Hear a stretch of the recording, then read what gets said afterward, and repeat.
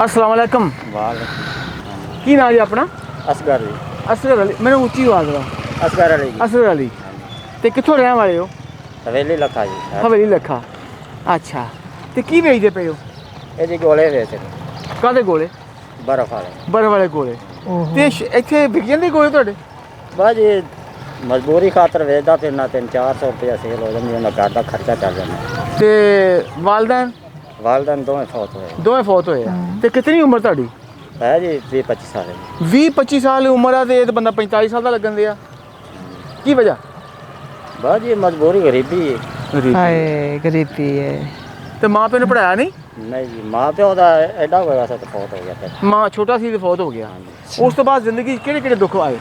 बड़े दुख आए नहीं जी। मसलन इसे तरह मजदूरी करते थे।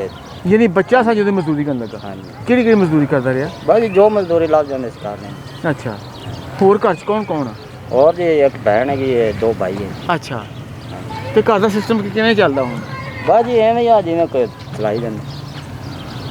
ਤੇ ਜਿਹੜਾ 200-300 ਰੋਜ਼ ਦਾ ਕਿਸੇ ਵਕਤ ਕਮਾਇਆ ਜਾਂਦਾ ਤੇ ਕਿਸੇ ਵਕਤ ਨਹੀਂ ਕਮਾਇਆ ਜਾਂਦਾ ਤੇ ਜਦੋਂ ਕੋਈ ਸੇਲ ਨਾ ਹੋਵੇ ਕੋਈ ਕਮਾਈ ਨਾ ਹੋਵੇ ਫਿਰ ਉਦੋਂ ਕੀ ਹੁੰਦਾ? ਬਸ ਜੀ ਮੋੜ ਅੱਲਾ ਵਾਰਸ।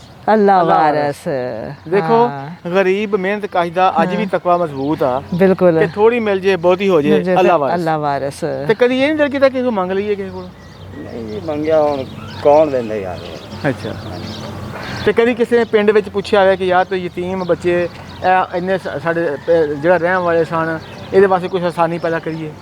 नहीं जी किसे भी नहीं की। ਕਿਸੇ ਭੈਣ ਭਰਾ ਨੇ ਪੁੱਛਿਆ? नहीं ਕਿਉਂ? बस ਤੇ ਤਾਰਾ ਜੀ ਜੀ ਇਸ ਕਰੋਨਾ ਵਾਇਰਸ ਦੇ ਦਿਨਾਂ ਦੇ ਵਿੱਚ ਜਿਹੜੀ ਤੀਸਰੀ ਲਹਿਰ ਆਈ ਆ ਹਾਂਜੀ ਇੱਥੇ ਲੋਕੀ ਉਂਝ ਬੇਰੋਜ਼ਗਾਰ ਹੋ ਗਏ ਬਹੁਤ ਜ਼ਿਆਦਾ ਬਿਲਕੁਲ ਔਰ ਜਿਹੜਾ ਗਰੀਬ ਤਬਕਾ ਮਿਹਨਤਕਸ਼ ਤਬਕਾ ਵਾ ਹਾਂ ਉਹ ਹੋਰ ਪਰੇਸ਼ਾਨ ਹੋ ਗਿਆ ਪਰੇਸ਼ਾਨ ਹੋ ਗਿਆ ਤੇ ਬਿਲਕੁਲ। ਸਾਡਾ ਕੰਮ ਆ ਕਿ ਅਸੀਂ ਉਹਨਾਂ ਲੋਕਾਂ ਕੋਲ ਜਾਈਏ ਜਿਹੜੇ ਇਸ ਕਰੋਨਾ ਵਾਇਰਸ ਦੇ ਵਿੱਚ ਹੋਰ ਬੇਰੋਜ਼ਗਾਰੀ ਦਾ ਸ਼ਿਕਾਰ ਹੋ ਰਹੇ ਨੇ ਹਾਂਜੀ ਉਹਨਾਂ ਨੂੰ ਰਾਸ਼ਨ ਦੀ ਰੋਜ਼ੇ ਰਮਜ਼ਾਨ ਦਾ ਮਹੀਨਾ ਵੀ ਆ ਤੇ ਰੋਟੀ ਤੇ ਉਹਨਾਂ ਨੂੰ ਜਾਵੇ ਨਾ। ਬਿਲਕੁਲ ਰੋਟੀ ਤਾਂ ਜਾਣੀ ਚਾਹੀਦੀ ਹੈ ਨਾ। ਹਾਂਜੀ ਤੇ ਅੱਛਾ ਤੁਸੀਂ ਇਹ ਦੱਸੋ ਸਵੇਰ ਦੇ ਕਿਦੋਂ ਦੇ ਨਿਕਲੇ ਜੇ? सुबह जी 6 बजे ਅੱਛਾ ਤੇ ਕਿੰਨੀ 6 बजे निकलो दे। हाँ। ਹਾਂ ਸਵੇਰ 6 ਵਜੇ ਦਾ ਨਿਕਲਿਆ ਤੇ ਆ ਸੇਲ ਹੋਈ ਜੇ ਦੇਖੋ ਜ਼ਰਾ ਹੈ। ਤੇ ਜੇ ਤੱਕ ਹੋਰ ਐਸਾ ਕੰਮ ਹੋਵੇ ਜਿਹਦੇ 'ਚ ਥੋੜੇ ਪੈਸੇ ਰੇਂਜ ਹੋ ਜਾਏ ਤੇ ਕੰਮ ਕਰ ਸਕਦੇ ਹੋ ਕੋਈ? ਕੋਈ ਅੱਲਾਹ ਪਾਕ ਦੀ ਤਰਫੋਂ ਸਪੋਰਟ ਕੋਈ ਹੋ ਜਾਵੇ ऐसे होने कोई बंदा और कोई कारोबार कर ले। ਮਸਲਨ ਕੀ ਕਰ ਕਿਹੜਾ ਸਕਦੇ? ਕਰੋਗੇ? बस जेड़ा कोई दुकानदारी कर ले या कोई और कारोबार कर ले। ਅੱਛਾ ਅੱਛਾ ਭਾਈ ਇਹ ਦੱਸੋ ਕਿ ਮੈਨੂੰ ਬਰਫ਼ ਤੇ ਕਿਤੇ ਨਜ਼ਰ ਨਹੀਂ ਆਉਂਦੀ ਪਈ ਹੈਗੀ। बर्फ दिया है ਅੱਛਾ ਤੇ ਕਿੱਦਾਂ ਬਣਾਉਂਦੇ ਹੋ? ਬਣਾ ਕੇ ਦਿਖਾਓ। तेरा कटे। ਬਣਾਓ ਹਾਂ ਦਿਖਾ ਕੇ ਕਿੱਦਾਂ ਬਣਾਉਂਦੇ ਹੋ।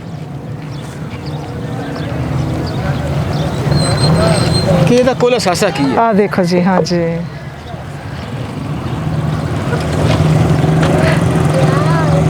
ਅੱਛਾ ਇਹਦੇ ਵਿੱਚ ਗੋਲਾ ਬਣਾਉਂਦੇ ਜੀ? हाँ जी। ਅੱਛਾ ਇੱਕ ਗੋਲਾ ਬਣਾ ਕੇ ਤੁਸੀਂ ਦਿਓ ਜ਼ਰਾ ਮੈਨੂੰ।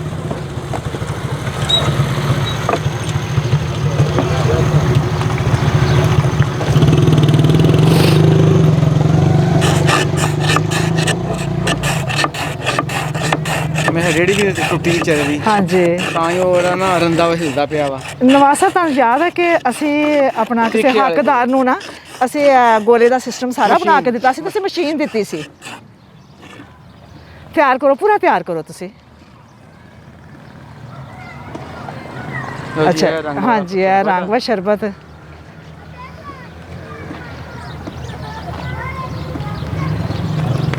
ਇਹ ਹੁਣ ਇੱਕ ਹੋਰ ਰੰਗ ਪਾਏਗਾ ਸਬਜ਼। ਹਾਂ ਅੱਛਾ ਇਹ ਵੀ ਰੰਗ ਜਿਹੜੇ ਪੈਂਦੇ ਆ ਨਾ ਤੇ ਜਿੱਥੇ ਬੱਚੇ ਲੈਂਦੇ ਆ ਨਾ ਤਾਂ ਬੱਚੇ ਬੜੇ ਖੁਸ਼ ਹੁੰਦੇ ਨੇ।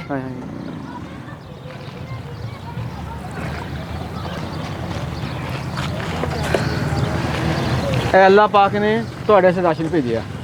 ਇਹ ਅਸੀਂ ਨਹੀਂ ਦੇ ਰਹੇ ਰਾਸ਼ਨ, ਇਹ ਮੇਰਾ ਰੱਬ ਦੇ ਰਿਹਾ।